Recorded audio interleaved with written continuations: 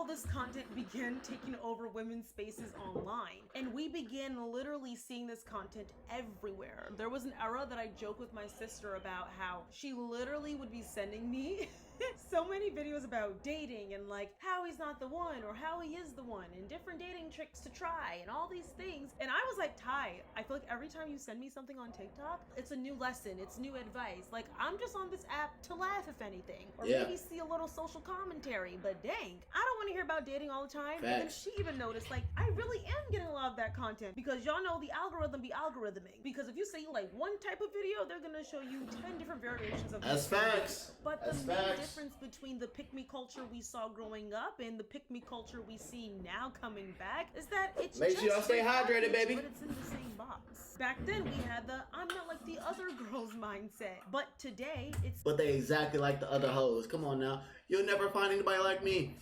Bitch, there's already 20 of you. What are you talking about?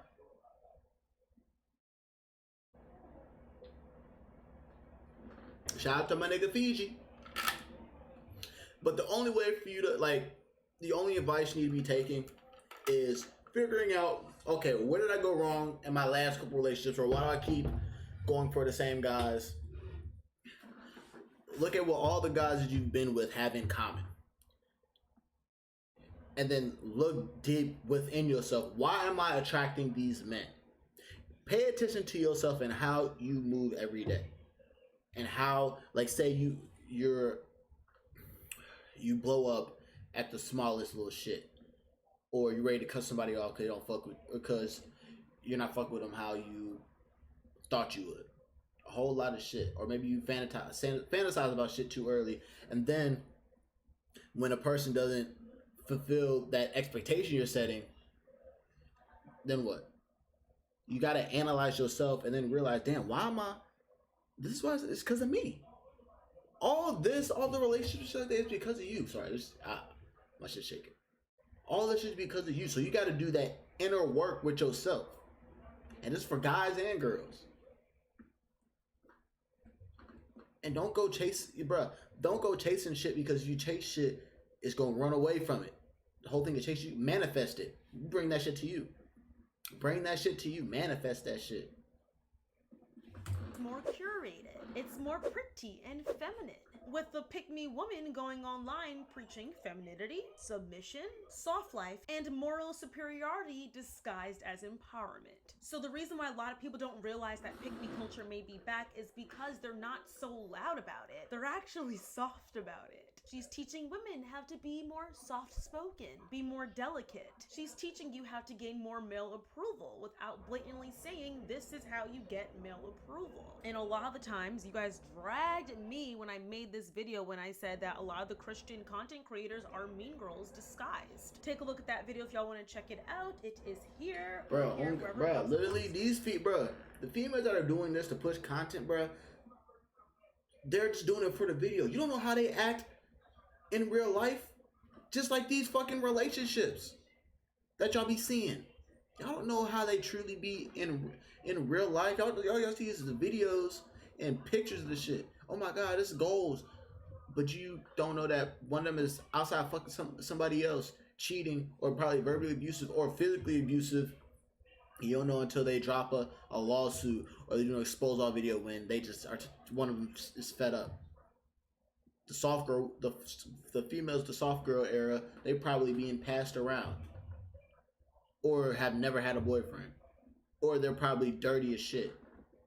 They have their own baggage. You never know with these people. Take people's information they give you with a grain of fucking salt. Do your own research. You gotta be true to yourself. Be true to yourself.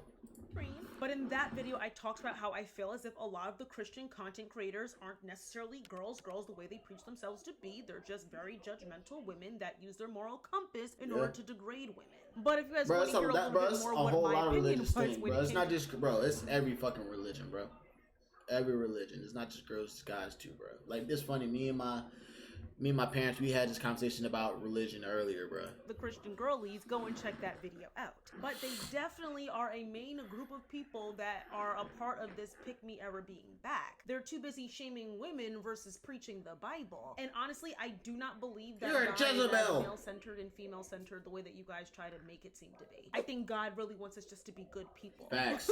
I Facts. really highly doubt the top of his concerns is if one of his followers is wearing a mini skirt. But hey, who am I?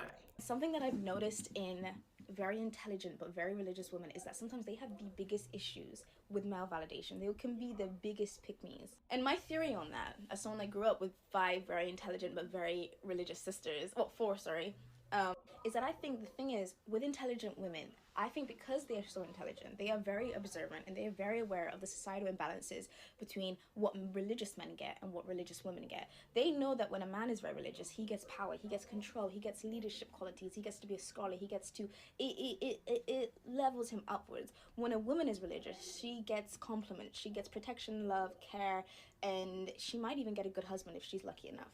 And I think the thing is with intelligent women is that they're very observant and they know that this isn't fair. So it leads them to 2 options. Number 1, they could start questioning, but then that would lead to cognitive dissonance, which then could lead to them leaving the faith. So a lot of them choose the second option, which is doubling up on their religious devotion. Told that because they're women, they're inherently cherished and loved and valued, but they're also, because they're a very intelligent woman, they're also aware of the fact that if they leave the religion, all of that cherish and love and protection will leave them. So they understand their worth in their religion is not intrinsic to themselves. She knows that she isn't loved and respected because of her intrinsic value as a woman. She knows that she gets it because of her compliancy, because she's a compliant, obedient person. Not respected and loved for being a woman, respected and loved for being a compliant woman. I mean, I'm personally sick of seeing the content of women saying how I submit to my man or how I let my man lead. Girl, just focus on your relationship and don't worry about the rest of us, okay? But now it's time to show you guys some examples of how the pick-me culture is back besides the ones that I just showed you just now. So the repackaged pick-me fits in several different categories. We have the wife, which is the ones that make the mommy content, make the wifey content, how to submit to my husband, how I am the perfect mom, how I... Bro, and it's crazy that they're making content about how to submit and how to literally just help you. A relationship with a male and female, y'all balance each other out. Wherever the man's weakness is, you help him out and strengthen that. Wherever your weakness is, he helps you out and helps you strengthen that. So you can have a perfect balance. That's it.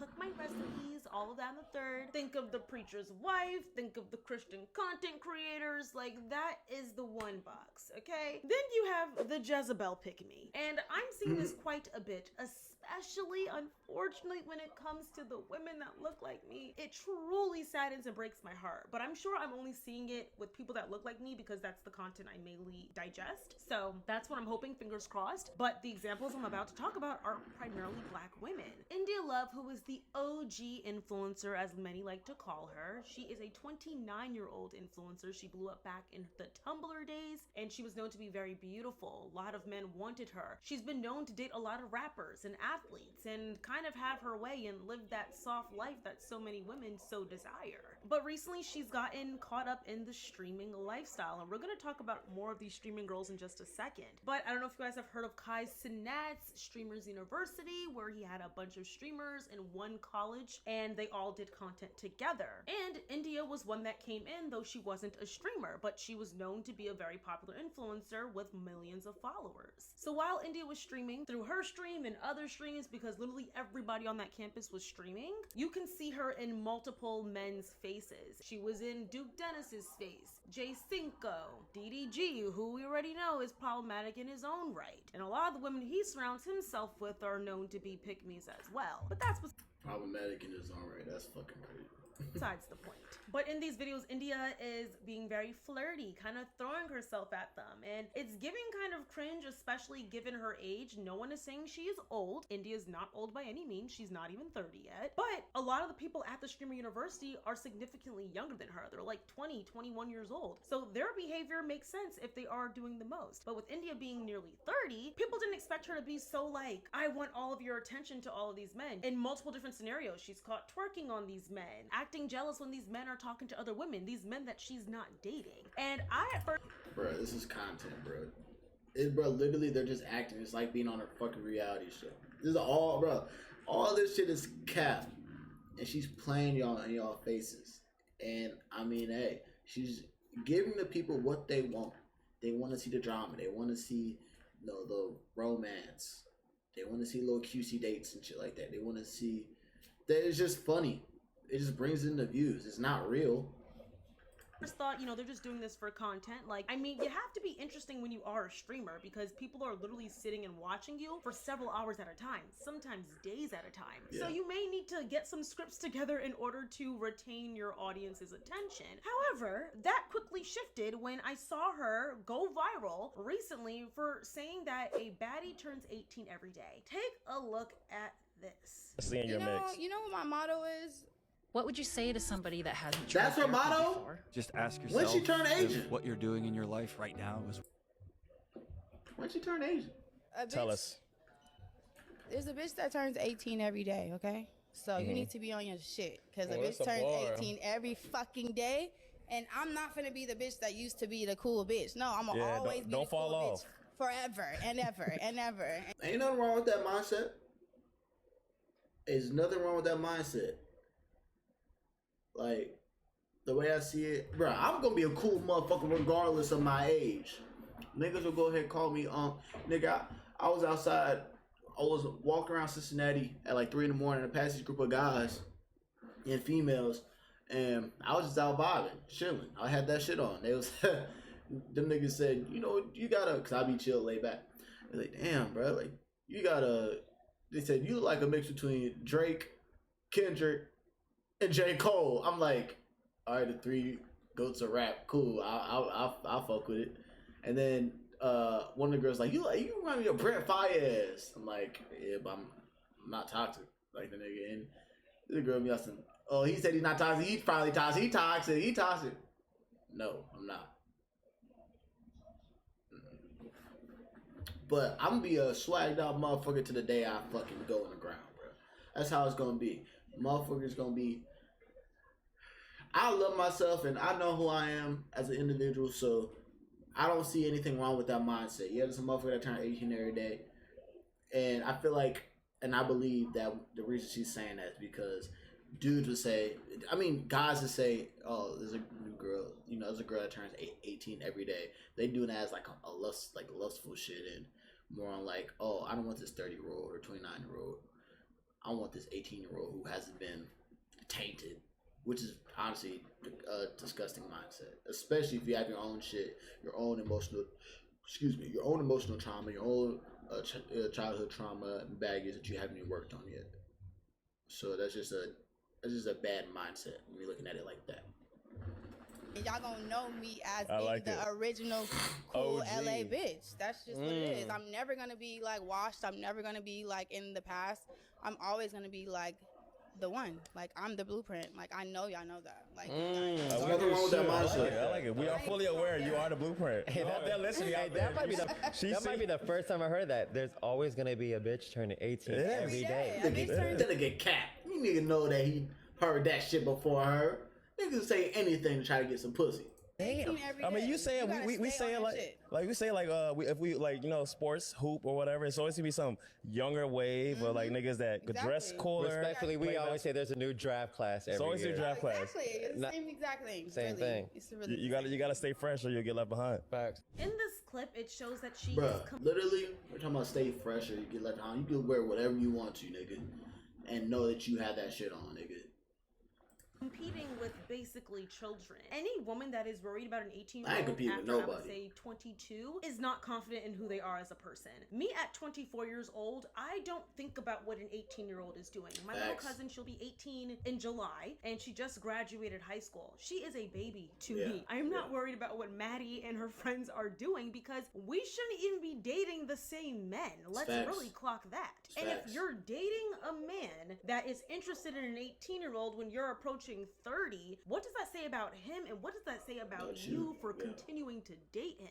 That entire mindset just reeks of pick-me culture, and it just reeks of male validation. I've dated older guys, and I've told you guys this on several occasions. Like, when I was younger, 18, 19, I thought, oh my God, like, this 27-year-old wants to talk to me, or this 30-year-old wants to talk to me, thinking it was cute. Now, at 24, you guys, I don't want an old man in my face at all, okay? It's the funniest thing, because the past few weekends, my sister and I have gone out. We've had older men try talking to us, and I was, like, laughing at the fact that before, when I was younger, I thought that was kind of like a badge of honor, because, oh my God, like, he sees I'm mature, or, oh my God, like, I'm only 18, and I'm, like, pulling these older guys. No, baby, that's not a flex. And me at 24, if I'm dating a man that has dated someone younger than me and he's older than me, we don't need to be talking. The youngest, I would say, it's a limit, because I feel like most of the guys I talk are probably about 29, 30, and I think a 29 or 30-year-old talking to a 22-year-old is a little bit odd too. I think I'm the cutoff, quite frankly. I think 24, 25 is the cutoff when you get to 30, but everyone has their preferences, but I just want to be talking to him, and that's because I'm not a pick-me and I don't want to compete with 18-year-olds. I don't care to. We should not be in the same dating pool, quite frankly.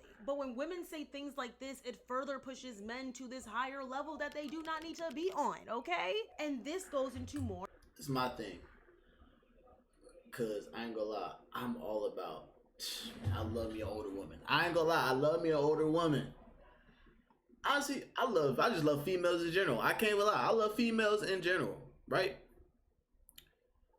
But my biggest thing is, with the females that I talk to, regardless of age, my cutoff is, as I get older, the cutoff is getting, older and older. So my cutoff was 19. It's probably around like 21, 22 now. I'm just 26, so I'm cool. But regardless of age, I think about mindset. Like how she said her cousin is turning 18 or just turned 18. She's a baby. Bruh, that's literally facts. Like, she's just getting out into this world. We wouldn't have anything in common. I wouldn't be able to have a conversation with her. I would not. I wouldn't be able to have a conversation with her. Or a conversation would be boring. If anything, I mean, I'd be showing her around and shit like that and showing her the nice spots, but she wouldn't be able to get into the spots that I'd be at. So we wouldn't have anything in common. So it's like, I don't even know why I would even think I would have an attraction to her. If anything, it'd just be for lust. Yeah, I'm trying to crack that shit. But that's not a good genuine reason. And that's how I'm moving now. I'm not doing that. Now, it's not to say that there's no 18, 19-year-olds that are mature for their age, but even then it's like, bruh, I don't want that. I want a female I can go ahead. If we want to go out, go to the club or go to a bar, we can go to a bar without her having to get a fake or some shit like that. If we can have mature adult conversations, I'm having a female that can do that. I need a female that's also emotionally mature as well. Of the other girls in the streaming world. When watching Kai Cenat's, it's Cenat, right? His Streamers University, I did not personally watch it. I saw clips on my FYP, and I guess once you like one video or interact with one, you see a multitude of them. And plus, he was just blowing up. So kudos to you, Kai. I truly respect the hustle. I respect the game. I love it. And I might want to get into streaming. I don't know. I feel like it would be fun to get into. I know I never understood why people would sit and watch. Let Tony Green get into streaming. My first collab is going to be with Tony. Hey, come on in the streaming. One person all day, but it could be fun. But anyways, a lot of the girls that are doing the streaming thing, they do a lot of things for male validation, like cooking with Kaya. Cooking with Kaya went viral, not for her cooking, for her twerking while she's cooking, and for her saying, my food. Look, even though I'm on my spiritual journey, don't think I still am not gonna be like not fucking with bitches that are cooking and twerking. Come on now, hey baby, my baby, like cook it with Kaya, do your thing, girl. I just won't be as lustful, and I wouldn't date her. I can look though. Is so good, I could steal your man. Girl, I could steal your man with this dinner I just cooked, bro. Take a good lick. Once again, another girl seeking validation from the male gaze in order to grow her audience. And then they get shocked when women call them out for being a pick-me and only wanting and seeking male validation. So, at least you're getting paid for it. And even women at Kai Cenat's Streamer University, they were saying that Cooking with Kaya was not really nice to the other girls. No, deadass, I'm not even making that up. Like, I was like, hey girl, and I started dancing. I had seen her and I was like, cooking with Kaya, and she was like, fuck. Damn, bitch, okay. Because one thing about it, I'm trying to support every single body. And I'm trying to support you too, Cooking with Kaya. So yes, I did your little dance, and she looked at me like I was crazy with an attitude, and I'm like, nobody has done that on campus.